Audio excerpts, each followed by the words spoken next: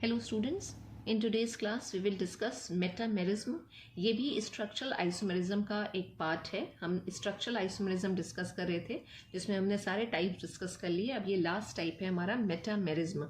अब मेटामेरिज्म क्या है, अगर इसको हम एग्जाम्पल के थ्रू समझें तो से अगर हमारे पास एक ये स्ट्रक्चर है CH3 CH2 single bond O CH2 CH3, right.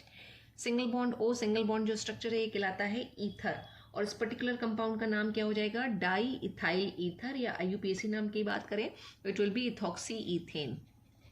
This is ethoxy और ईथेन, राइट. अब इसी सारे जितने number of carbon hydrogen oxygen है इसको हम थोड़ा सा अगर रीअरेंज करके लिख लें तो it can be written as like this also, CH2 CH2 और CH3, राइट. अब इसकी अगर हम बात करें तो ये क्या होगा, this is 1 methoxy propane, 1 methoxy और प्रोपेन. कैसे हमने इसकी IUPAC करी है, ये लॉन्गेस्ट कार्बन चेन निकाली 1 2 3, राइट. प्रोपेन की चेन आ रही है और फर्स्ट कार्बन के साथ कौन सा ग्रुप जुड़ा हुआ है, हमारा एल्कोक्सी ग्रुप लगा हुआ है.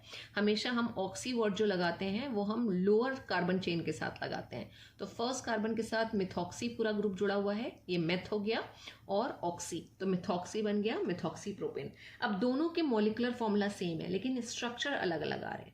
जब कुछ इस तरीके की सिचुएशन हो कि हमारे पास एक ऐसा फंक्शनल ग्रुप है जो दोनों तरफ कनेक्ट हो सकता है, दोनों तरफ मतलब इधर भी एल्काइल ग्रुप है इधर भी एल्काइल ग्रुप है, इसमें भी इधर भी ये एल्काइल ग्रुप लगा हुआ है और इधर भी एल्काइल ग्रुप लगा हुआ है, लेकिन जो एल्काइल ग्रुप्स हैं वो क्या है, डिफरेंट है. इसमें इधर 2 कार्बन का एल्काइल ग्रुप, इधर 2 कार्बन का, और इसमें 1 कार्बन का इधर एल्काइल ग्रुप है, उधर 3 कार्बन का एल्काइल ग्रुप है, राइट. तो जब कुछ इस तरह के हमारे पास स्ट्रक्चर्स बन के आते हैं वो मेटामेरिज्म का एग्जाम्पल है.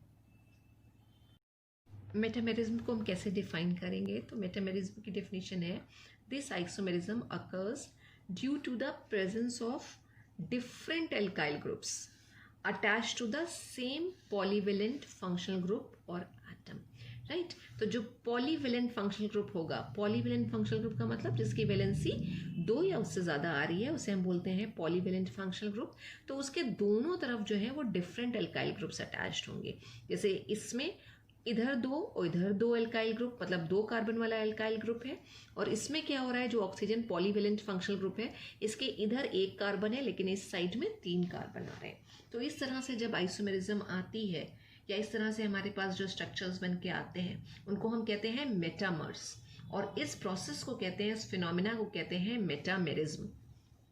और कौन कौन से पॉलीवेलेंट फंक्शनल ग्रुप इस आइसोमेरिज्म को शो करेंगे, तो एक तो ये हो गया single bond O single bond, इसका मतलब ईथर शो करेंगे. सिंगल बॉन्ड C और डबल बॉन्ड O है बेसिकली, जो CO एक साथ लिखा हुआ है, ये बेसिकली है कीटोन, तो जितने भी कीटोन्स हैं वो शो करेंगे. उसके अलावा NH जिसको हम कहते हैं अमीन्स, राइट. और ये हमारे कौन से अमीन होंगे, 2 तरफ अटैच्ड होंगे, तो ये बेसिकली हमारे सेकेंडरी अमीन्स होंगे, राइट.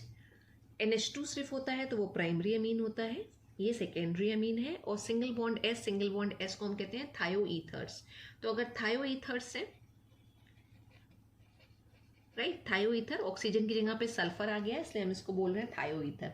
तो ये सारे फंक्शनल ग्रुप जो 2 तरफ कनेक्टेड होते हैं, राइट, अपनी वैलेंसी का सैचुरेशन जो कर रहे होंगे वो 2 तरफ कनेक्टेड होंगे कहीं ना कहीं एल्काइल ग्रुप्स के साथ या ग्रुप के साथ. तो वो जो होगा स्ट्रक्चर, वो सारे के सारे स्ट्रक्चर्स होंगे मेटामर्स के, और एग्जाम्पल होगा मेटामेरिज्म का. जैसे अगर हम एक और एग्जाम्पल लिखें तो हमारे पास अगर है पेंटान 3 ओन और पेंटान 2 ओन, तो उनके स्ट्रक्चर्स क्या आएंगे, पेंटान और हमने कहा 3 ओन, तो पहले पेंटान यानी 5 कार्बन की हम चेन बना लें, और 3 ओन का मतलब जो 3rd कार्बन है उसके साथ डबल बॉन्ड O आएगा, और बाकी कार्बन के साथ हम हाइड्रोजन लगा के वैलेंसी को सेटिस्फाई कर लें. तो ये स्ट्रक्चर आ गया, दिस इज पेंटान और 3 ओन. और यही अगर पेंटान 2 ओन हो तो पेंटान 2 ओन का मतलब 2nd कार्बन के साथ कार्बोनिल ग्रुप होगा, और बाकी ये स्ट्रक्चर आ गया. तो अब इसमें नंबरिंग किधर से होगी, इस साइड से, तो 1 2 3 4 और 5 कार्बन आ रहे हैं. कार्बन कार्बन के बीच में सिंगल बॉन्ड है तो पेंटान, और 2nd कार्बन के साथ ओन यानी कीटोनिक ग्रुप लगा हुआ है तो पेंटान 2 ओन. कौन सी आइसोमेरिज्म शो कर रहे हैं? अगर हम दोनों स्ट्रक्चर्स को बोले तो मेटामेरिज्म शो कर रहे हैं। क्यों शो कर रहे हैं?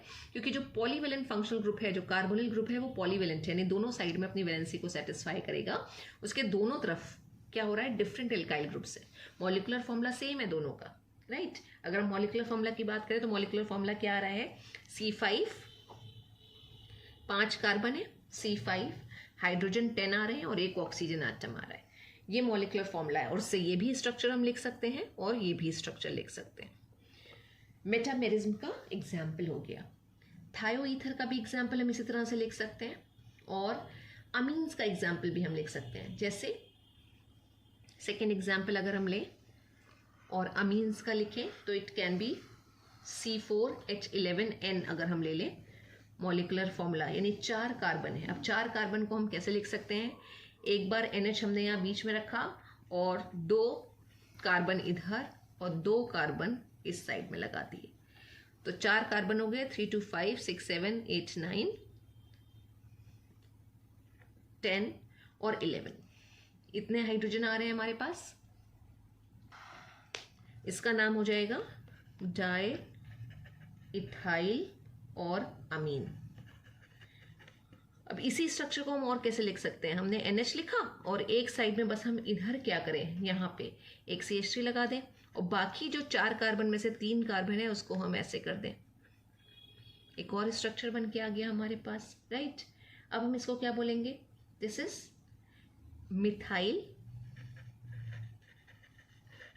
और बाकी जो बन रहा है, जो NH आ रहा है, वो हम पूरा इसके साथ काउंट करेंगे या ये कहें कि IUPAC करेंगे, तो this is propyl amine. Propyl, इसी को हम एक और तरीके से भी लिख सकते हैं। It can be isopropyl methyl amine, और आइसोप्रोपाइल मिथाइल अमीन का अगर हम स्ट्रक्चर बनाएंगे तो कुछ ऐसे बनेगा,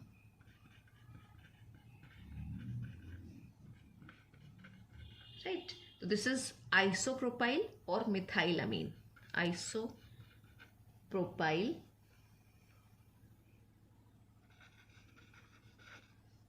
और methyl amine. So this is about metamerism. Thank you so much, students.